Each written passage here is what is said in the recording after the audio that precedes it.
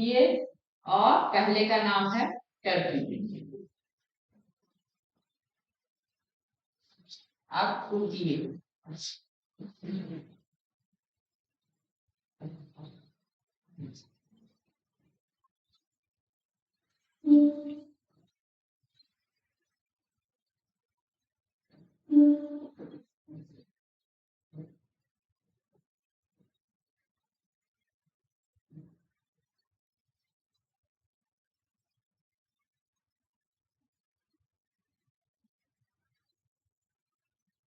और भी है, ये बहुत सारे देशों में है।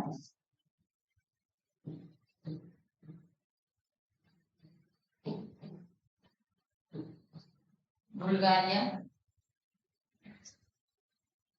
बुल्गारिया हिंदी में बोलते हैं बुल्गारिया, इंग्लिश वाले बुल्गेरिया भी बोल सकते हैं। ठीक है, थोड़ा सा अपनी लैंग्वेज को भी स्मार्ट बनाना रहता है हमें। जैसे हम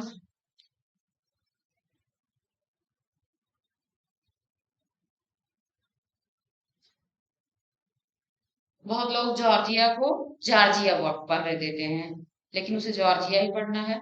और बुल्गारिया को बुल्गारिया भी पढ़ सकते हैं, लेकिन बुल्गेरिया पढ़ते हैं। तो लैंग्वेज स्मार्ट होती है इससे। देखिए, जितना जरूरी आपका इंग्लिश बोलना है, उससे ज्यादा जरूरी है कि आपकी लैंग्वेज में स्मार्टनेस भी रहे, लोग अट्रैक्ट हों उससे। आप जानते हैं कि हम भारत में रहते हैं और भारत वाले लोग अंग्रेज पैदा होते नहीं है, भारतीय होते हैं। उनकी भाषा भारतीय होती है और हमारी भाषा जो है वो हिंदी ही है। इंग्लिश में तो हमारे पेरेंट्स रहे नहीं हैं, तो वो कैसे जानेंगे। बल्कि ऐसा था कि हमारे दादा परदादा के जमाने में वो लोग अंग्रेजों के साथ रहते रहते अंग्रेजी जान गए थे और उन लोगों को अंग्रेजी बहुत आती थी, तो लोग इंग्लिश में ही बोलते थे। तो फिर लेकिन हम लोग हिंदी में ही रहे हैं, तो हम लोगों को क्या करना है कि कम जान के भी ऐसा बोलना है जिससे लोग अट्रैक्ट रहें। ठीक है, अपनी लैंग्वेज को स्मार्ट बनाना, चाहे आप हिंदी ही बोलें, लेकिन हिंदी में शुद्धता हो, प्लस आप इतना स्पष्ट बोलें कि सामने वाला जो है सुनने के लिए मजबूर हो जाए। तो कुछ लोग जल्दी जल्दी बोलते हैं, जैसे अनिकेत। अब अनिकेत लगता है कि कब अनिकेत शांत हो जाए।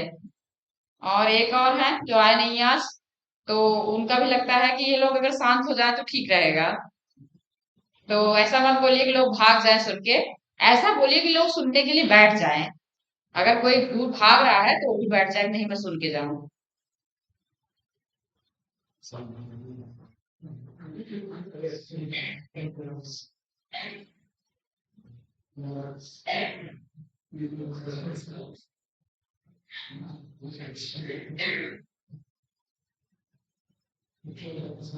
अब बहुत लोग रोमानिया को रोमानिया बोलते हैं, रोमेनिया भी बोला जाता है। रोमेनिया कितने देशों में ये लेख है? यूक्रेन, रसिया, जॉर्जिया, तुर्की और बुल्गारिया और एंड रोमेनिया।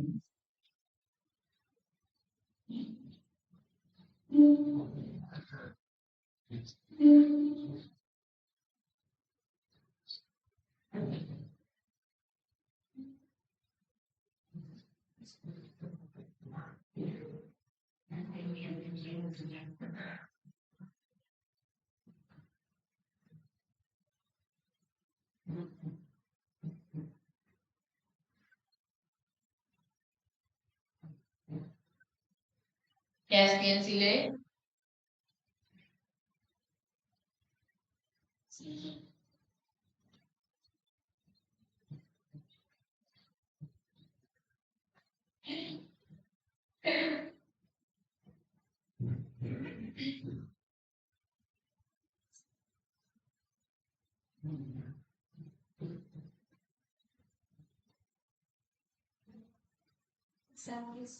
कजाकिस्तान, अच्छा,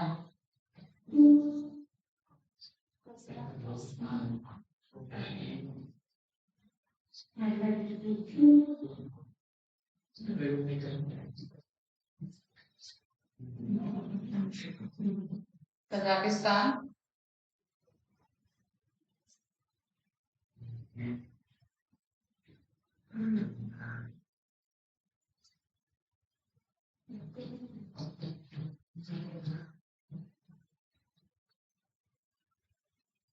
तुर्कमेनिस्तान,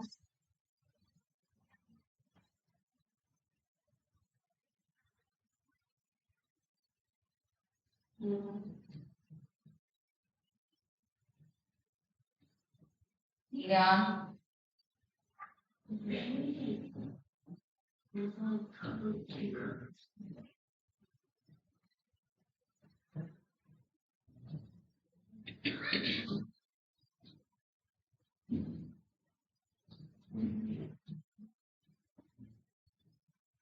अजरबैजान, अजरबैजान भी कहते हैं, इसे अजरबैजान भी कहते हैं।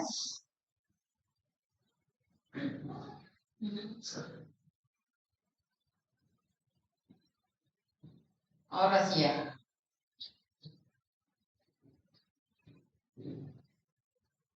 कितने देशों में है आपका Caspian? Kazakhstan, Turkmenistan, Iran, Azerbaijan, Russia.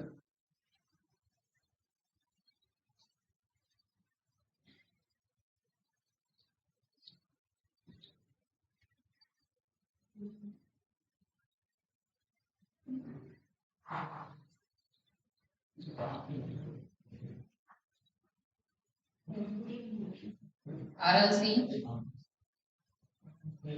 Aral sea lake,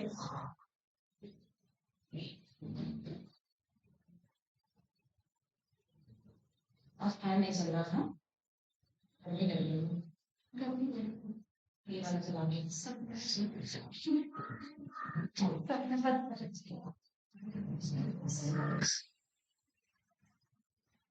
नहीं मैं कहीं ना प्रॉब्लम पढ़ा भी नहीं हूँ, इससे हो जाता है।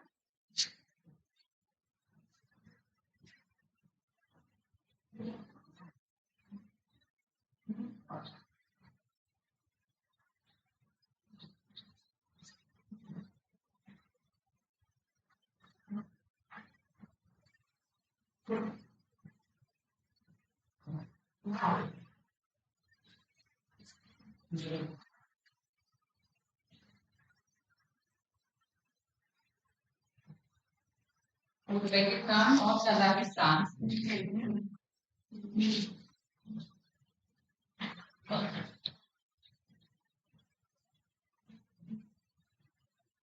अरल, अरल सी है ये।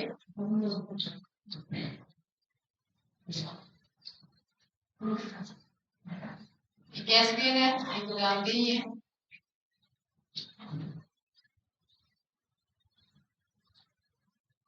और ये काला सागर है।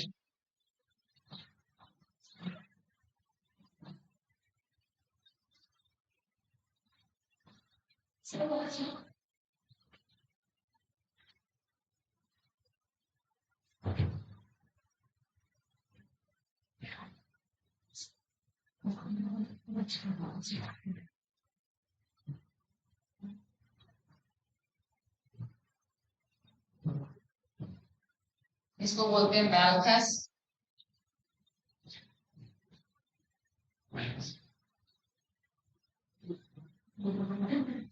बलखास भी बोलते हैं और बैल्खस भी बोलते हैं। बैल्खस थोड़ा ज्यादा स्मार्ट हो जाता है और बलखास भी बोलते हैं, तो दोनों मिल सकता है आपको, बलखास और बैल्खस।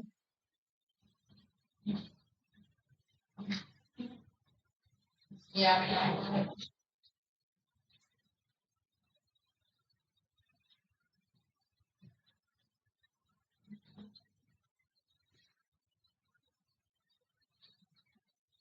कजाकिस्तान में। मैं तो कजाकिस्तान उज्बेकिस्तान ये लिखते लिखते थक जाती हूँ, इतने बड़े बड़े नाम है।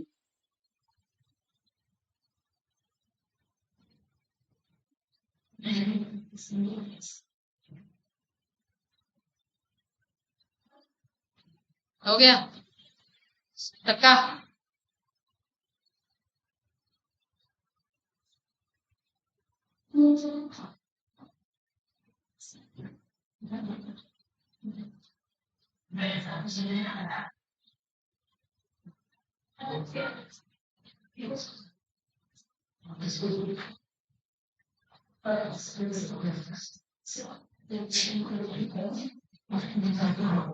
इस लेख का नाम है,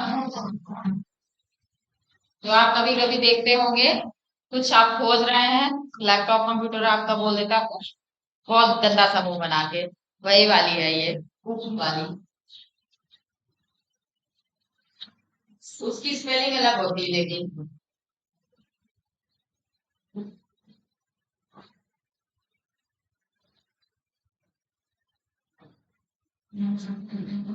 मंगोलिया में है ये।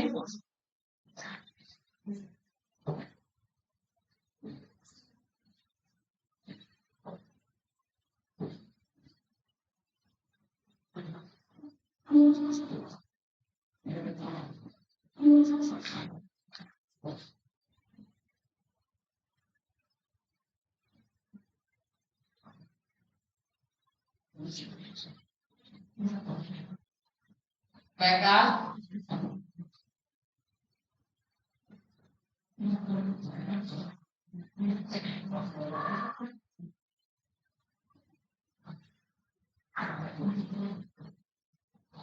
रखिए में है।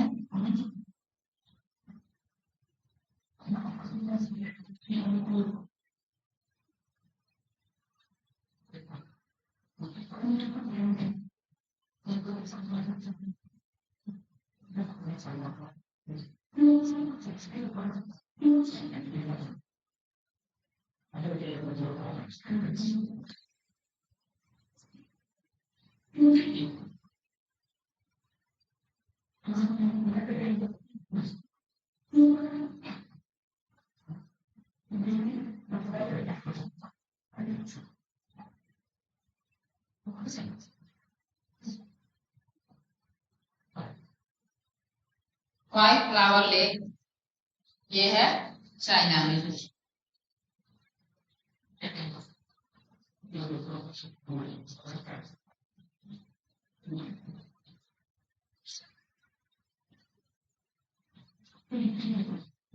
ओनेगा, ओनेगा आपकी है रसिया में।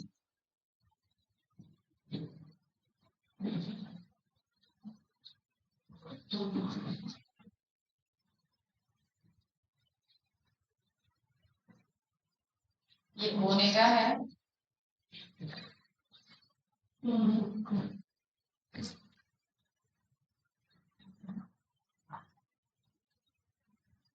ये लाडोगे, लाडो,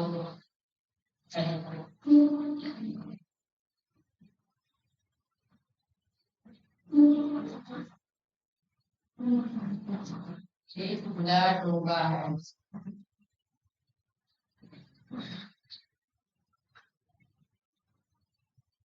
ये रसिया में है।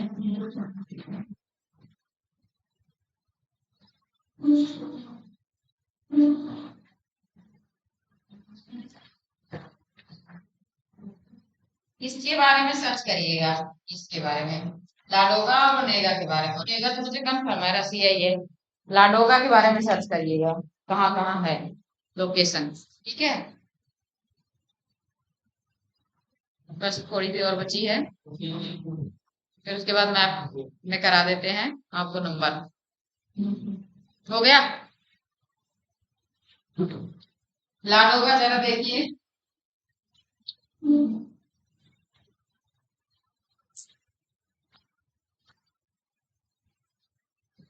20 नंबर आपकी है।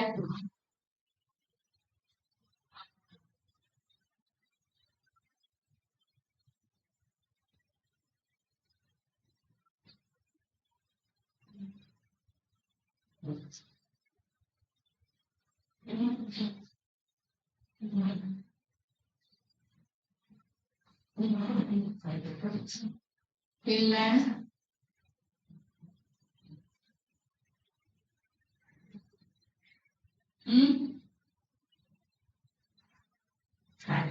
रसिया में, यूरोप में है। अच्छा,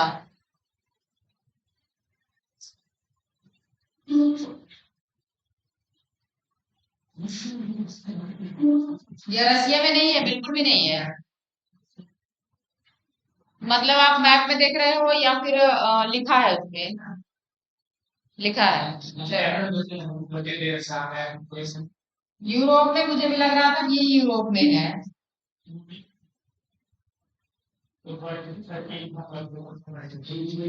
ठीक है, सॉरी।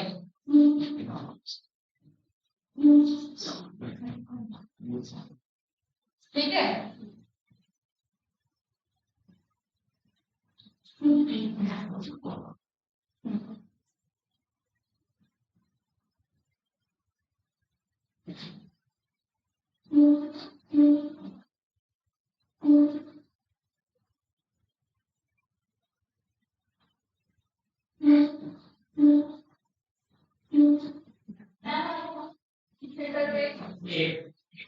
हम्म, 14 बाय 14 तो था चलिए।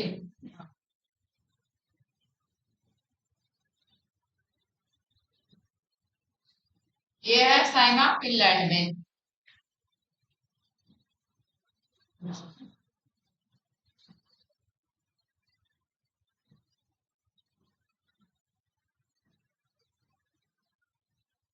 आयर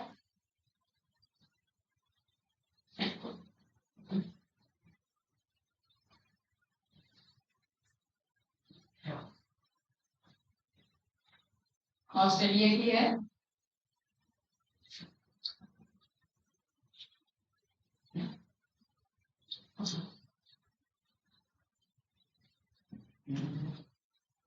रोम।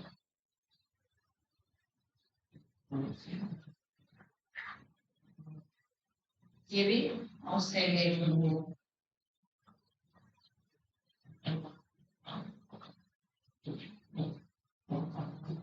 ठीक है, बस इतनी है। और मैप में बनाना है इसे। उत्तरी अमेरिका दक्षिणी अमेरिका की तो मैप में हो गई है शायद, है ना। बस रसिया अफ्रीका मतलब एशिया अफ्रीका।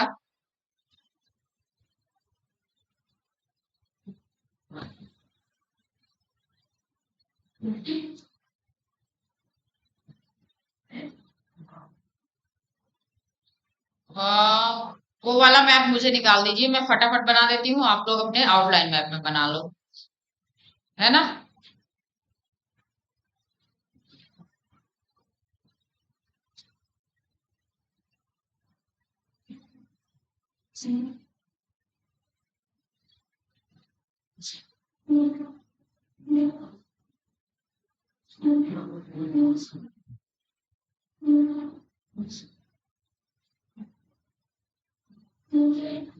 अच्छा, इसमें जो है आप क्या करेंगे, जैसे मैंने झील का नाम लिखवा दिया, जहाँ पे आप नाम लिख रहे हो उसमें पेज छोड़ना है एक।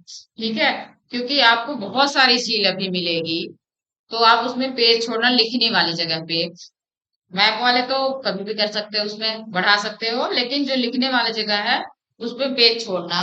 पेज छोड़ोगे तो उससे आपको जो है क्या होगा, फायदा होगा कि जब भी आपको नई झील मिली, जैसे उर्मिया झील पहले हम लोग नहीं जानते थे, जब तैयारी स्टार्ट की उर्मिया लेक कब आ गई, जब जो है उर्मिया लेक में क्या हुआ कि वो सिकुड़ने लगी, उसके बारे में पूछ लिया गया। फिर ऐसे है कि रेड लेक जो है उसके बारे में भी नहीं जानते थे। ऐसे जब नए नए क्वेश्चन आएंगे फिर दूसरी जगह से या कहीं। और हाँ, सबसे बड़ी बात होती है पीआईबी।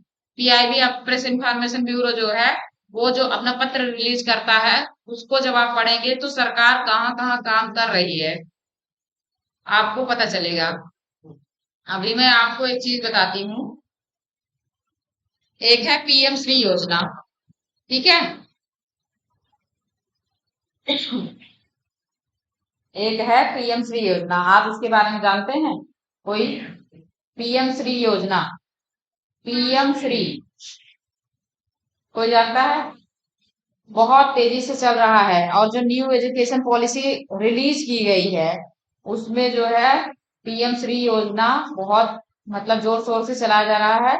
मेरा जो विद्यालय है गोवर्धन दास त्यागी राजकीय इंटर कॉलेज गुमटी सहारनपुर, आपके पूरे सहारनपुर में एकमात्र विद्यालय है जो पीएम श्री योजना में गोद लिया गया है, चुना गया है। इसमें जो है मतलब कि 14,500 95 विद्यालयों को राइजिंग करना है। ठीक है, उसे जो है क्या करना है, वहां लैब और जो टेक्नोलॉजी है, हमारे यहाँ कंप्यूटर लैब बन रही है, टेक्नोलॉजी, लाइब्रेरी और नए सीखने के नवीन नवीन तरीके जो होते हैं वो, ये सब चीजें वहां कराई जाएंगी। और सरकार इसमें जो है 13 करोड़ रुपए, 13 करोड़ कुछ समथिंग रुपए दे रही है। और मतलब केंद्र सरकार दे रही है, और केंद्र प्रायोजित यह योजना है, पीएम के नाम से चल रही है, जिसका मतलब केंद्र प्रायोजित योजना है, पीएम श्री योजना। इसका फुल फॉर्म होता है प्रधानमंत्री school of rising India, PM Shri. अब कैसे नाम लेके बनाए ये नहीं पता मुझे, लेकिन इसका फुल फॉर्म यही बनाए हैं वो लोग कि प्रधानमंत्री राइजिंग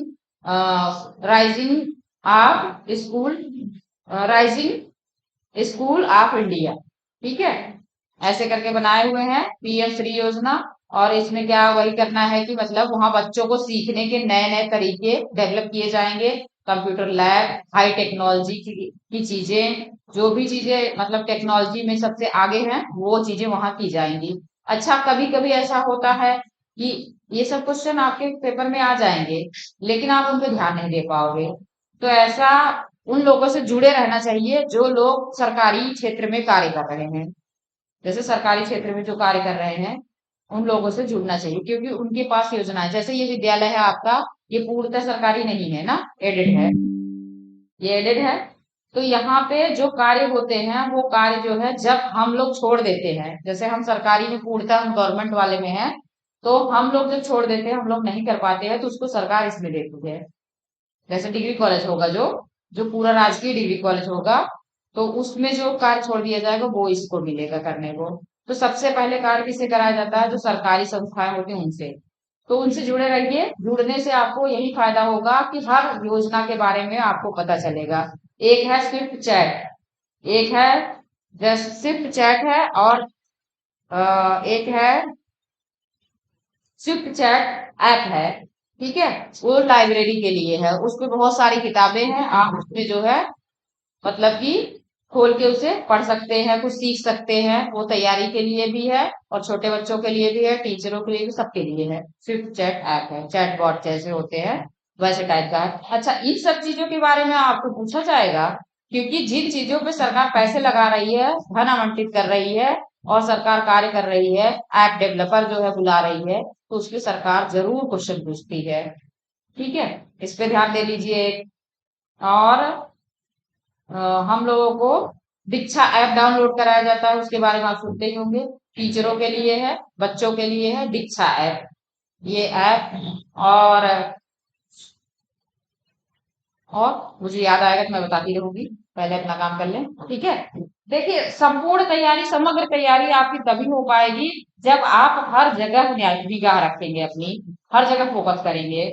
जैसे मैंने एक बता दी योजना, पीएम योजना, वैसे ही किसान सम्मान निधि में वृद्धि करी जा रही है, तो किसान सम्मान निधि के बारे में आपको पूरा पूरा पढ़ना होगा कि कौन सी योजना है, किसके लिए है, पात्रता क्या क्या है, इतनी चीजें जरूर पढ़नी होती हैं। पीएम श्री योजना में किन विद्यालयों को, और कहाँ के विद्यालय, जिले में कितने विद्यालय, और कौन इसके लिए उत्तरदायी होगा, कौन धन आवंटन कर रहा है, केंद्र प्रायोजित है, राज्य प्रायोजित है, ये चीजें फोकस है।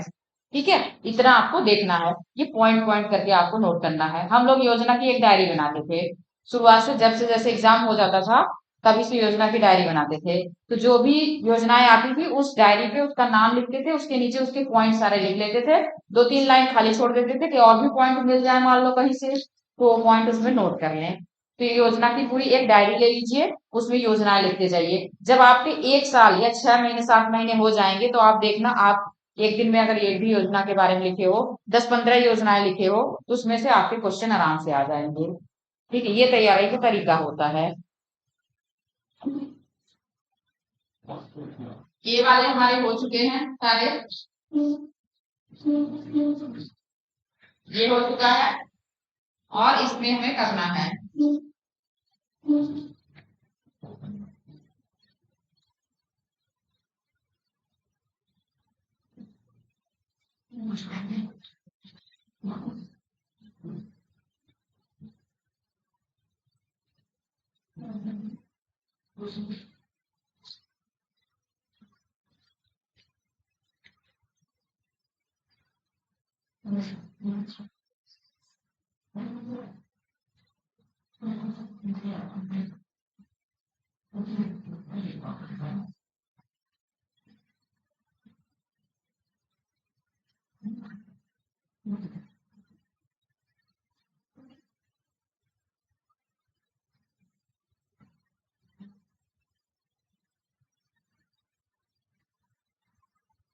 यहाँ पे कौन सा द्वीप है? साइप्रस। यहाँ पे कौन सा है? एम से नाम है उसका। यहाँ पे कौन सा था? एकदम मुहाने पे यहाँ कौन सा था द्वीप?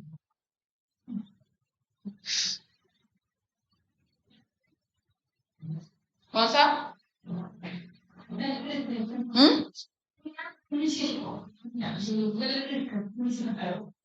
याद कीजिए।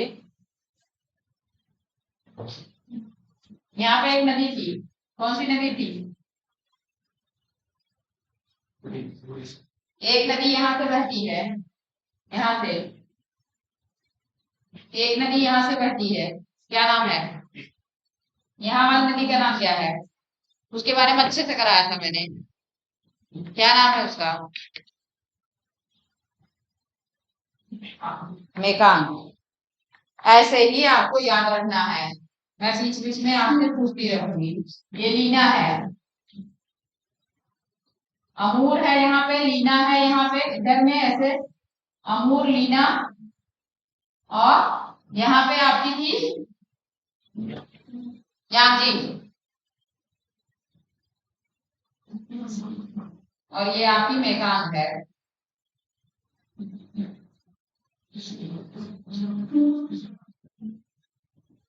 चलिए झील देखते हैं।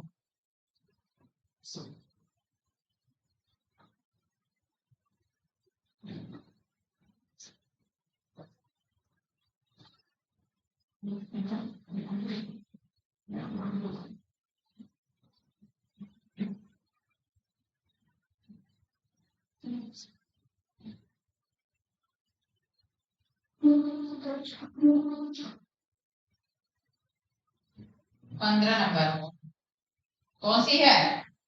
चार।